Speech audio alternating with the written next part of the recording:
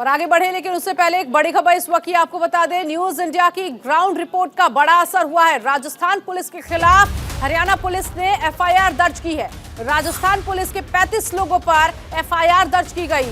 गौ रक्षक श्रीकांत के घर दबिश देने गई थी राजस्थान पुलिस, जहां दबिश के दौरान 9 महीने के नवजात बच्चे की गर्भ में मौत हो गई थी। परिवार ने हरियाणा के सीएम मनोहर लाल से एफआईआर दर्ज करने की अपील की थी और ऐसे में न्यूज इंडिया के माध्यम से श्रीकांत के परिवार ने यह अपील की थी और इस अपील का असर होता हुआ दिख रहा है कि अब उन पुलिस कर्मियों पर एफआईआर दर्ज की गई है, क्योंकि परिवार ने सीएम मनोहर लाल से ये अपील की थी कि इन पर केस दर्ज होना चाहिए। न्यूज इंडिया के माध्यम से श्रीकांत के परिवार ने अपील की तो एक बार फिर से न्यूज इंडिया की खबर का बड़ा असर हुआ है। राजस्थान पुलिस के खिलाफ हरियाणा पुलिस ने एक्शन लिया है और केस दर्ज किया। राजस्थान पुलिस के ये 35 लोग हैं जिन पर केस दर्ज किया गया है। गौरक्षक श्रीकांत के घर दबिश देने ये राजस्थान की पुलिस गई थी और ऐसे में श्रीकांत की पत्नी गर्भवती थी। 9 महीने के नवजात बच्चे की गर्भ में मौत हो गई थी। इसको लेकर परिवार ने हरियाणा के सीएम से यह अपील की थी कि ऐसे लोगों पर कार्रवाई होनी चाहिए, ऐसे लोगों पर सख्त एक्शन लिया जाना चाहिए। और इस खबर को न्यूज इंडिया ने प्रमुखता से दिखाया, जिसका सीधे सीधे बड़ा असर होता हुआ दिखा।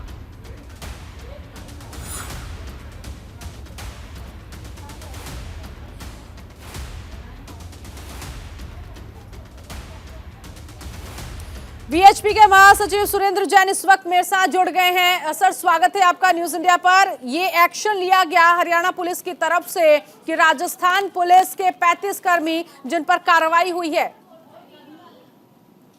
हरियाणा पुलिस इसके लिए धन्यवाद की पात्र है, वरना राजस्थान पुलिस के ऐसे लोग कितनी बार गुंडागर्दी कर चुके हैं, लेकिन परिवार ने हिम्मत की। बेशक बच्चा चला गया उनका, और उसके बाद में इन्होंने जो पुलिस को आवेदन किया कि एफआईआर होनी चाहिए, और पोस्टमार्टम रिपोर्ट भी शायद इसी स्वरूप में आई होगी। निश्चित तौर पर राजस्थान पुलिस के मुंह पर एक बहुत बड़ा तमाचा है। जिस तालिबानी ढंग से उन्होंने व्यवहार किया और वो बच्चा दुनिया में आने से पहले ही दुनिया से बाहर चला गया, मैं समझता हूं ऐसी क्रूरता और ऐसी बर्बरता शायद मुगलों के जमाने में होती होगी, और अशोक गहलोत इसी मुगलई अंदाज के अंदर काम करते हुए दिखाई देते हैं। लेकिन बधाई का पात्र आपकी टीम भी है, क्योंकि ग्राउंड लेवल पर पहुंचकर आपकी टीम के लोगों की हमेशा आदत है सब तरह के खतरे मोल लेकर ये रिपोर्टिंग करते हैं, और निश्चित तौर पर आप जैसे चैनल का इस विजय के अंदर बहुत बड़ा योगदान है। सर, शुक्रिया इस बात के लिए, क्योंकि ये हमारा फर्ज है, ये हमारा काम है। लेकिन सुरेंद्र जी, आप इस बात से कितना ताल्लुकात रखते हैं? पुलिस की भी अपनी एक मर्यादा होनी चाहिए। अगर आप किसी भी तरह के केस में कोई भी कार्रवाई कर रहे हैं तो एक मानवीय चेहरा आपका सामने जरूर आना चाहिए। अगर वो औरत गर्भवती थी तो उसके साथ इस तरह की बर्बरता नहीं होनी चाहिए थी जिससे उसका बच्चा गर्भ में ही मर जाए। इसको लेकर क्या कहेंगे? एक मर्यादा होनी चाहिए पुलिस की भी। मर्यादा सारी तोड़ी है इस मामले के अंदर। जांच हुई नहीं और नाम तय कर लिए कि कौन कौन लोग हैं, और सुबह 6 बजे जो आदमी बैठा हुआ चाय पी रहा है खोखे पर, वो उनको पहचानता है। अलग अलग जगह के लोग हैं, कोई जांच नहीं हुई। मरने वाले कौन है, किसने उनको मारा है, और एक ऐसे ही फिल्मी अंदाज के अंदर थाने में बैठकर राजनीतिक दबाव में एफआईआर लिखती और अपने आकाओं को खुश करने के लिए इन्होंने सब प्रकार की सीमाएं तोड़ दी। मैं समझता हूं बहुत बड़ा तमाचा उनके लिए है।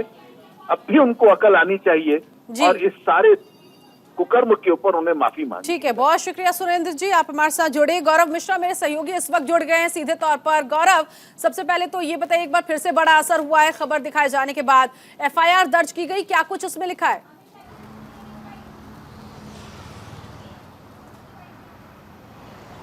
देखिए, ये जो पूरा मुकदमा है ये नगीना थाना अंतर्गत लिखा गया है और जिस तरीके से श्रीकांत के घर पे भोर में राजस्थान की पुलिस पहुंचती है दबिश करने के लिए, और जब दबिश करने राजस्थान की पुलिस पहुंचती है तो घर के अंदर महिलाएं होती हैं और महिलाओं का इस तरीके का आरोप था। ऑन कैमरे न्यूज़ इंडिया पर जब हम लगातार उनसे बातचीत कर रहे थे, उन्होंने इस बात को कहा था कि सबसे पहले तो उन पुलिस वालों पर FIR दर्ज होनी चाहिए, उनकी सरकार से दरखास्त थी। और उस खबर का एक बड़ा इम्पैक्ट ये हुआ है कि आज फिलहाल अब से थोड़ी ही देर पहले नगीना थाने में FIR दर्ज की गई है और इसमें 35 से 40 पुलिस वाले थे। हालांकि कुछ लोगों को आइडेंटिफाई भी किया जाएगा क्योंकि जो श्रीकांत की पत्नी थी वो गर्भवती थी उस समय, उसके साथ जब धक्का मुक्की हुई, मौके पर जब उसको हॉस्पिटल लेके जाया गया, उसके कुछ देर बाद एक नवजात की मौत का मामला निकल करके सामने आ गया। तो इस पूरी पुलिस कार्रवाई पर लगातार पहले दिन से श्रीकांत का परिवार सवाल खड़ा कर रहा था। और आप देखिए, श्रीकांत के ऊपर किसी भी प्रकार की कोई कार्रवाई हो, परिवार उस पर कोई एतराज नहीं जता रहा है क्योंकि परिवार का कहना है निष्पक्ष तरीके से जांच के लिए वो तैयार है अगर श्रीकांत दोषी है तो।